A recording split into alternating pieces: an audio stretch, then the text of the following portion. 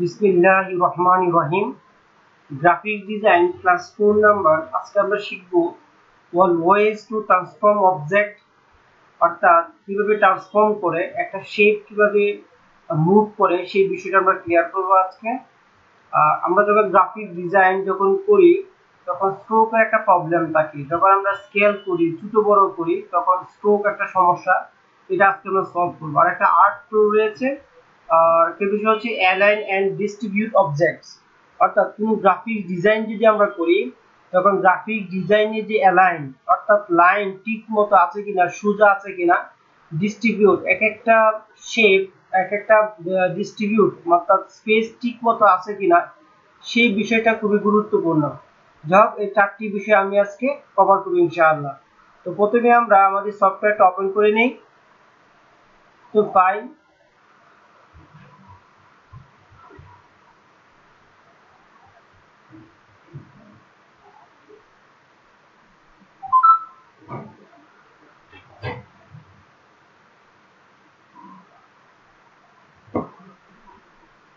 আমরা এখান থেকে অ্যাপো সিলেক্ট করলাম, ক্রিয়েট দিলাম। আচ্ছা, আমরা ফাইল থেকে নিউ ক্রিয়েট করার পরে যখন আমাদের মাঝে একটা উইন্ডো চলে আসলো, অর্থাৎ আমাদের যে আর্টবোর্ডটা চলে আসলো, সেই আর্টবোর্ড আমরা এখন আছি। তো প্রথমে যে বিষয়টা দেখবো যে ট্রান্সফর্ম বিষয়টা কি সেটা আগে দেখি। ট্রান্সফর্ম হলো যদি কোনো আমরা একটা শেপ নিলাম, তো শেপ নেওয়ার পর আমরা এটাকে মুভ করতে হবে। ট্রান্সফর্ম মানে হচ্ছে এক জায়গা থেকে আরেক জায়গায় যাওয়া। তো এটা যদি মুভ করি নরমালি কিন্তু আমরা ওই যে আমাদের যে সিলেকশন যে টুল রয়েছে সেটা দিয়ে কিন্তু আমরা মুভ করতে পারি, এটা দিয়েও ট্রান্সফর্ম হয়। কিন্তু আমাদের যদি কোনো সময় প্রয়োজন পড়ে যে খুব নিখুঁতভাবে মুভ করার জন্য, তখন কিন্তু এটা হয় না। তো আমরা সেই মুভটা আমরা কিভাবে করতে পারি সেটা হচ্ছে প্রথমে আমরা যে অবজেক্ট রয়েছে অবজেক্ট থেকে ট্রান্সফর্ম, আমরা প্রথমে এটাকে সিলেক্ট করতে হবে। সিলেক্ট না করলে কিন্তু কাজ হবে না। ফার্স্ট টাইম সিলেক্ট করতে হবে, সিলেক্ট করার পর অবজেক্ট থেকে ট্রান্সফর্ম, এই ট্রান্সফর্ম থেকে এখানে মুভ লিখা আছে, মুভ এখানে ক্লিক করলাম। ক্লিক করার পরে হরিজন্টালি যদি এখানে দেওয়া আছে 2 ইঞ্চি, আমি এখানে যদি 2 ইঞ্চি যদি দিই, এখানে প্রিভিউ দিলে আমরা সব দেখতে পারবো। এই দেখো 2 ইঞ্চি দেওয়ার পর এটা হরিজন্টাল, অর্থাৎ এইভাবে যেটা হয় এটা হচ্ছে হরিজন্টাল। আমি যদি নিচেরটা যদি চেঞ্জ করি, এটা আমি 5 ইঞ্চি দিলাম, 5 ইঞ্চি। তার মানে কি আমি যদি এখানে প্রিভিউ দেখি, এটা 5 ইঞ্চি এদিকে ভার্টিক্যালি 5 ইঞ্চি এখানে চলে আসছে। তার মানে এই যে মুভ করানোর বিষয়টা আমরা কিন্তু সিলেকশন টুল করতে পারি। আমরা যদি এখানে কপি দেই, তার মানে কি এখান থেকে মুভ করে এখানে আমরা চলে আসছি, এটা হচ্ছে এক ধরনের মুভ। আচ্ছা, এখানে কপি আর প্রিভিউ বিষয়টা একটু খেয়াল করি। আমি যদি এখান থেকে আরেকটা সিলেকশন টুল নিলাম, আমি একটা শেপ নেই, আমি এই শেপটাকে মুভ করব। আমরা ইচ্ছা করলে কিন্তু এইটা দিয়ে অর্থাৎ সিলেকশন টুল দিয়েও কিন্তু মুভ করতে পারি। কিন্তু আমি কেন এটা দিয়ে করবো, কারণ নিখুঁতভাবে যদি করতে চাই যে আমার 3-4 ইঞ্চি উপর থেকে যাবে, 5 ইঞ্চি আমাদের ডান দিক থেকে বাম দিক থেকে যাবে, এরকম যদি হরিজন্টাল ভার্টিক্যাল চেষ্টা করি, তখন কিন্তু সিলেক্ট করে এখান থেকে অবজেক্ট থেকে ট্রান্সফর্ম, তারপর মুভ। আমি কি করব যে হরিজন্টালি আমি চাচ্ছি 3 ইঞ্চি আর ভার্টিক্যালি চাচ্ছি আমি 5 ইঞ্চি। যদি আমি এখানে কপি দিই তার মানে একটা থাকবে আর একটা হবে, আর যদি আমি ওকে দিই এটা থাকবে না, জাস্ট আমি ওকে দিলাম তার মানে শুধু এটাই থাকবে। আর জিনিসটা আবার ক্লিয়ার করি, যদি কপি হয় আমি এটাকে অবজেক্ট থেকে ট্রান্সফর্ম থেকে মুভ। যদি আমি এটাকে প্রিভিউ দিয়ে এবং কপি ক্লিক করি, কপিতে আমি এখানে 4 ইঞ্চি দিলাম, এখানে 3 ইঞ্চি দিলাম, 3 ইঞ্চি দিলাম। যদি আমি কপি দেই তার মানে কি আগেরটা থাকবে পরেরটা হবে, আর যদি কপি না দেই শুধুমাত্র যেটা আছে সেটাই মুভ করবে। আমরা এভাবে কি ট্রান্সফর্ম করতে পারি। তো এরকম যে আরেকটা শেপ নিই, আমি আরেকটা শেপ নেওয়ার পর এখানে অবজেক্ট থেকে আমরা ট্রান্সফর্ম থেকে রোটেট আছে। রোটেট হচ্ছে কি যে ঘোরানো, কত অ্যাঙ্গেল আমি যদি চাই যে এখানে প্রিভিউ দিয়ে আমি এখানে ঘুরাই, কত অ্যাঙ্গেলে সে রোটেট করবে, ঘুরবে। আমি এখান থেকে আমি যদি কপি দেই তার মানে আগেরটা থাকবে পরেরটা থাকবে, আমরা এভাবে কি রোটেট করতে পারি। তো প্রত্যেকটা বিষয়টা হচ্ছে অবজেক্ট থেকে আমাদের আগে সিলেক্ট করতে হবে, সিলেক্ট করে অবজেক্ট থেকে ট্রান্সফর্ম, এখান থেকে রিফ্লেক্ট স্কেল সবগুলো এরকম। তো আমি এখন যে বিষয়টা খেয়াল করবো এক পদ্ধতি রোটেট করা, অর্থাৎ ট্রান্সফর্ম করা। কিন্তু আরেকটা বিষয় হচ্ছে আমরা এখানে লিখে দিয়েছি আমি যে অবজেক্ট থেকে আসা এখানে উইন্ডো থেকে আমাদের ট্রান্সফর্ম নিয়ে আসতে হবে। মেইন অপশন এখান থেকে আমরা কাজ করতে পারি। প্রথমে আমি একটা শেপ নিলাম, শেপ নেওয়ার পর আমি উইন্ডো থেকে ট্রান্সফর্ম নিয়ে আসি, উইন্ডো থেকে ট্রান্সফর্ম নিয়ে আসি।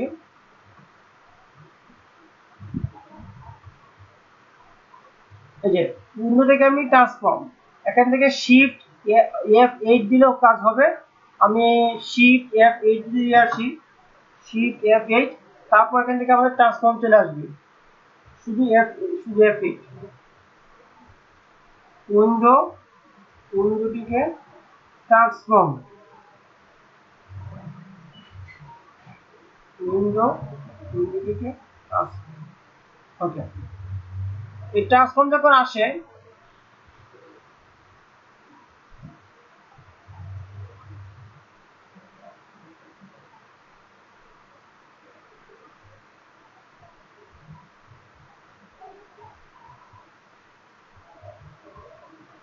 অর্থাৎ এখানে যে উইন্ডো থেকে ট্রান্সফর্ম এখানেও পাওয়া যায়, ট্রান্সফর্ম প্যানেল এখানে চলে আসছে।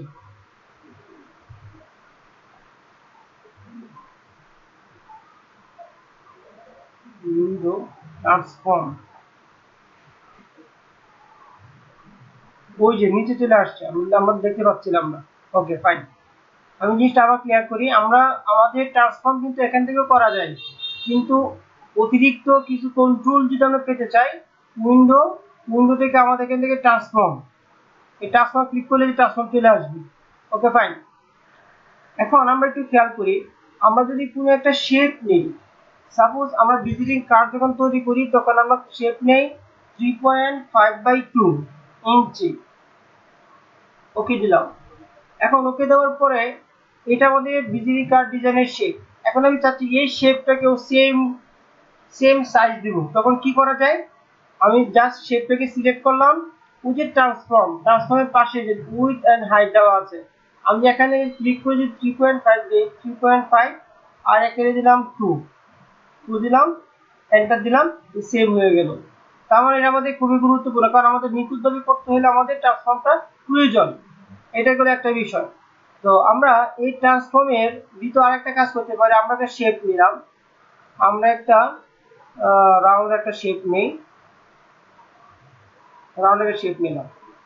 শেপ নেওয়ার পরে আমরা যদি এখান থেকে অবজেক্ট থেকে ট্রান্সফর্মে ক্লিক করি, এখানে যদি আমরা রিফ্লেক্ট নামে জায়গায় ক্লিক করি, এখানে যদি আমরা হরিজন্টালি যদি আমরা প্রিভিউ দেই, কতটুকু অ্যাঙ্গেলে আমরা বৃত্ত দিয়ে বুঝতেছি না সঠিক, আমরা অন্য একটা অ্যাঙ্গেল দিয়ে কাজ করি, ওকে দিলাম। আমি এইটা দিয়ে এই শেপ নিয়ে কাজ করি, অবজেক্ট থেকে ট্রান্সফর্ম থেকে আমরা যদি রিফ্লেক্ট দিই, হরিজন্টাল না ভার্টিক্যালি কত অ্যাঙ্গেলে এটা রিফ্লেক্ট হবে, এখানে থেকে প্রিভিউতে আমরা দেখতে পারি। অর্থাৎ আমাদের দুটো জিনিস দেখতে হবে, একটা হচ্ছে উইন্ডো থেকে ট্রান্সফর্ম নিয়ে আমরা কাজ করব, উইন্ডো থেকে ট্রান্সফর্ম নিয়ে কাজ করা যায়, আবার এখানে অনেক অপশন আছে, যেমন আমি বৃত্তকে সিলেক্ট করলাম, এখানে একটা অপশন আছে, আমরা এখানে যদি 45 ডিগ্রি দেই, পাই 45 ডিগ্রি এন্টার দিলাম, অটোমেটিক্যালি আমাদের 45 ডিগ্রি পর্যন্ত এটা আমাদের ক্রপ করে ফেলবে। ধরুন আমি এটা যদি সিলেক্ট করি, এটা দিয়ে সিলেক্ট করে এখানে রোটেট আছে, অপশনগুলো এখানে আমরা পাইবো, রোটেট আছে, এখানে স্কেল। তো যে বিষয়টা আমি এখানে দেখবো যে স্কেলের করলাম। আচ্ছা, তাহলে আমরা এটা দেখলাম উইন্ডো থেকে ট্রান্সফর্ম কিভাবে কাজ করে। এখন দেখবো স্ট্রোক প্রবলেম হচ্ছে আমরা যখন কোনো একটা শেপ নিই, আমরা একটা শেপ নিলাম, শুধু স্ট্রোক নিয়ে কাজ করবো। আমি স্ট্রোক এটাকে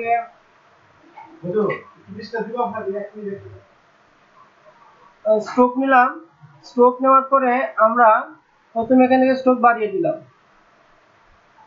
এখন আমার কারণ বশত আমার এই স্ট্রোক এরকম হইল, এটাকে যদি ছোট করি, যদি আমি শিফট ধরে ছোট করি বা নর্মালি যদি ছোট করি, অটোমেটিক কিন্তু বড় হয়ে যাচ্ছে, কিন্তু আসলে ছিল তো এরকম। আমি যদি এটাকে ছোট করি, আরো মোটা হয়ে যাচ্ছে, আমি আরো ছোট করি, তাহলে আরো মোটা হয়ে যাচ্ছে, এটা একটা প্রবলেম। এই প্রবলেমটা আমরা কিভাবে দূর করতে পারি, আমরা চাইবো যার যেরকম ডিজাইন করলাম ঠিক সেই রকম থাকবে। আমি একে ক্যান্সেল দিলাম, ওকে।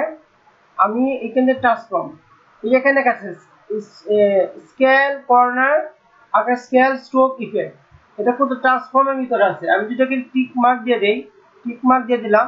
এখন যদি আমি এটাকে ছোট বড় করি, এখন যদি আমি যতই ছোট করি, এটা তার নিজের একটা আয়ত্তে যতটুকু দরকার সেই ততটুকু সেটা গ্রহণ করবে, নইলে এটা ডিজাইনটা কি খারাপ হয়ে যাবে। সেই জন্য এই স্ট্রোকটা আমি প্রবলেমটা কিভাবে দূর করবো, উইন্ডো থেকে আমাদের স্ট্রোক সরি ট্রান্সফর্ম, এই ট্রান্সফর্ম ক্লিক করে অপশনটা আসবে, আর এটাকে সিলেক্ট করার পর অপশনগুলো শো করবে।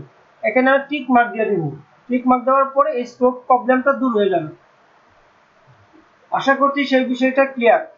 এখন যেটা দেখবো আর্ক টুল, এটার বেশি কাজে লাগে না, তাও যদি আমাদের কিছু জয়েন্ট প্রয়োজন পড়ে, যেখানে একটা লাইন টুলের মধ্যে ক্যান্সেল একটা টুল আছে আর্ক টুল। আমি যদি আর্ক টুলে ক্লিক করি জাস্ট বাঁকা করার জন্য বাঁকা করতে পারি। এখন চাই যদি আমি এটা জয়েন করতে, এটা জয়েন হতে জাস্ট সিলেক্ট করে এই কন্ট্রোল জে তে ক্লিক করলে এটা জয়েন হয়ে যায়। কন্ট্রোল জে আমি একটা মানে বাঁকা করব, বাঁকা করার পর যদি আমি চাই এটা জয়েন করার জন্য চাই, তখন আমি কন্ট্রোল জে দিয়ে এটা জয়েন হয়ে যাবে। এই যে আর্ক টুলের কাজ। আচ্ছা, এখন যে বিষয়টা দেখবো অ্যালাইন এন্ড ডিস্ট্রিবিউট, খুবই ইম্পর্টেন্ট একটা টপিক। এই বিষয়টা যদি আমাদের ধারণা আসে, আমাদের ডিজাইনটা অনেক সুন্দর হবে। প্রথমে আমরা অ্যালাইন নিয়ে কথা বলবো। প্রথম হচ্ছে আমরা অ্যালাইনটা কেন প্রয়োজন সেই জিনিসটা যদি আমরা বুঝতে চাই, প্রথম যদি আমরা একটু যদি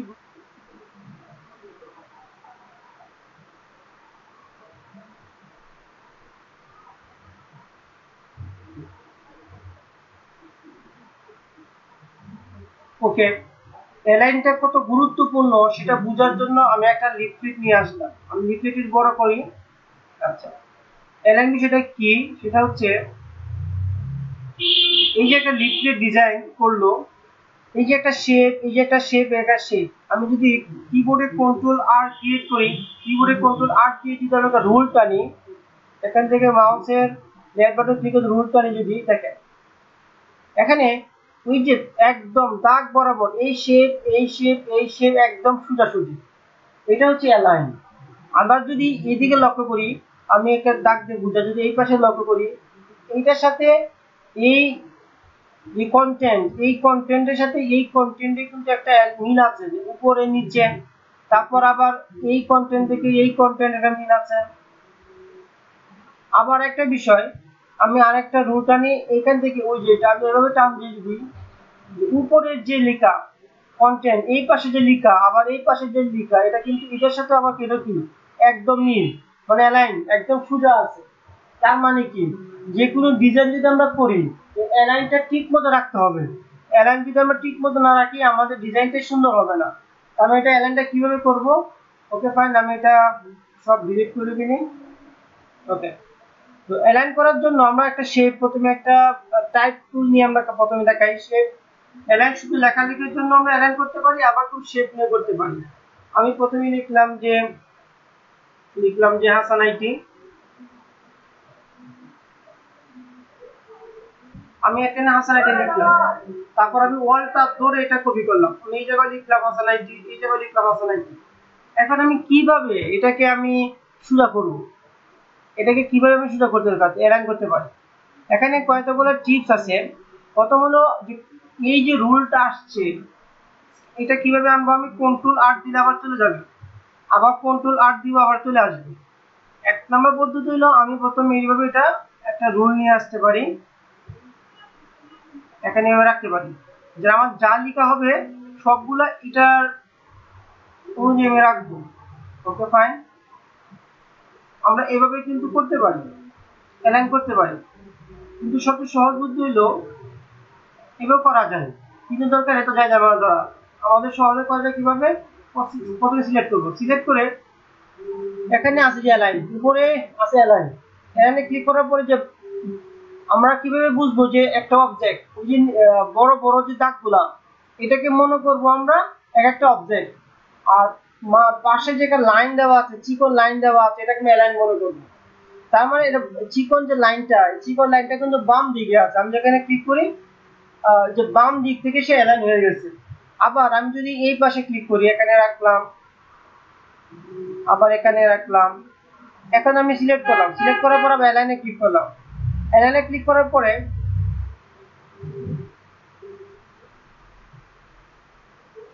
অ্যালাইনে ক্লিক করলাম। এখানে দেখা যাচ্ছে এই পাশে কি আমাদের ডান পাশে আমাদের চিকন দাগটা আছে। এই চিকন দাগ দিয়ে বুঝতে হবে কোন পাশ দিয়ে অ্যালাইনটা শুরু হবে। আমি যদি চিকনে এখানে ক্লিক করি, যে আমাদের ডান পাশ থেকে অ্যালাইন শুরু হয়েছে, তাই আর যদি এখানে সিলেক্ট মাছ বরাবর দেই তাহলে আমাদের মাছ বরাবর অ্যালাইনটা হয়ে থাকে। তো এটা হচ্ছে আমাদের অ্যালাইন। আমরা একটা শেপ নিয়ে জিনিসটা বোঝানোর ট্রাই করি। সিলেক্ট করে ডিলিট,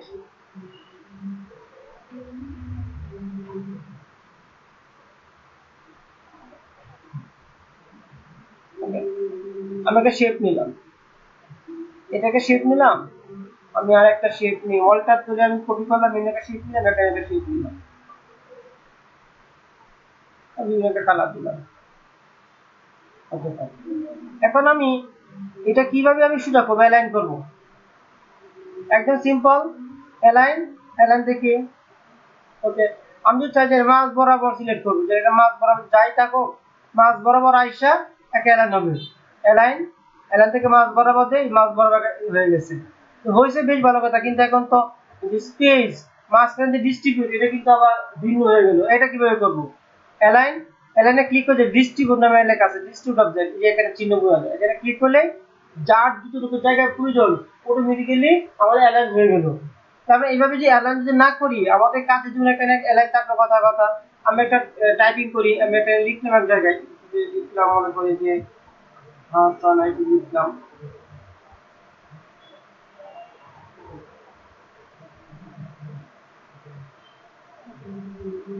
আমি এটাকে শেপ নিলাম, এই পাশে একটা আইকন থাকলো, সাপোজ এখানে থাকলো। এখন আমি যদি এখানে থাকলো, এখানে আর এখানে লিখলাম, তারপর এখানে একটা থাকলো, এখানে লেখা লিখলাম, এটি কিন্তু হজবরল হচ্ছে, অ্যালাইন হচ্ছে না। আমরা কিভাবে অ্যালাইন করতে পারি, প্রথমে আমরা শেপ গুলোকে ধরলাম, শেপ গুলোকে এখানে অ্যালাইন দিয়ে ক্লিক করে আমি এখান থেকে লাইন ক্লিক করলাম, তারপর এগুলোকে সিলেক্ট করলাম, সিলেক্ট করে অ্যালাইনে ক্লিক করলাম, লাইন করে ফেললাম। এখন আবার কি, এই যে ডিস্ট্রিবিউট কিন্তু এক হইলো না, স্পেস কিন্তু এক একটা কম বেশি হয়ে গেল। অ্যালাইন, অ্যালাইন থেকে আমি এখানে ক্লিক করলাম, আবার এখান থেকে ক্লিক করে এখান থেকে অ্যালাইন, অ্যালাইন থেকে ডিস্ট্রিবিউট করে দিলি, আবার এটার সাথে তা হলো না। এখন এইটার সাথে এটা আমি অ্যালাইন করি, এটার সাথে উপরে অ্যালাইন কিভাবে করবো, সিলেক্ট করলাম, আবার অ্যালাইনে ক্লিক করলাম, যেখানে লেখা চলে আসছে। উপরে আমি চাই কিনা, নাকি এইভাবে চাই, আমি চাচ্ছি উপর ভার্টিক্যালি অ্যালাইন হোক, ক্লিক করলে যে উপর হয়ে গেছে গা। কিভাবে বলতে উপরে হয়েছে, কিন্তু এখন বুঝি উপরে হয়েছে কিন্তু যে আমি যে এই শেপ আর যদি আমরা টাইপ দিয়ে সিলেক্ট করি, উপরে একটা লাইন আসছে, কিন্তু এই লাইন কিন্তু সিলেক্ট, একটা সুন্দর মতো টপ নিয়ে নিয়েছি। আবার এখানে এটা দুটো সিলেক্ট করি, আবার আমি টপ নিয়ে নেই, একদম অ্যালাইন হয়ে গেল। আবার সিলেক্ট করলাম, এই দুটো সিলেক্ট করলাম, সিলেক্ট করে টপে নিয়ে গেলাম, তার মানে কি এখন একটা একটু সুন্দর অ্যালাইন হয়েছে। তার মানে অ্যালাইন এন্ড ডিস্ট্রিবিউটর খুবই গুরুত্বপূর্ণ। এইভাবে আমরা অ্যালাইন এন্ড ডিস্ট্রিবিউট আমরা কাজ করব। আজকের ক্লাস এই পর্যন্তই। আল্লাহ হাফেজ।